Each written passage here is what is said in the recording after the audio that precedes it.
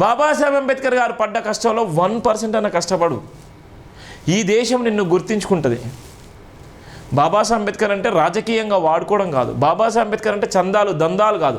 బాబాసాహెబ్ అంబేద్కర్ అంటే నిరంతరం నిరంతరం నిరంతరం బోధించు, సమీకరించు, పోరాడని ఏదైతే చెప్పిండో అని 3 నినాదాలు.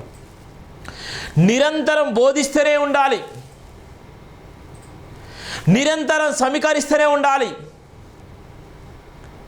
నిరంతరం పోరాడుతూనే ఉండాలి. ఆయన సిద్ధాంతం ఇలా ఎంతమంది చేస్తున్నాం మనం, ఎంతమందికి మనం బోధిస్తున్నాం, ఎంతమందిని మనం సమీకరిస్తున్నాం, ఎంతమంది కోసం మనం నిలబడుతున్నాం. ఇవి కావాలి.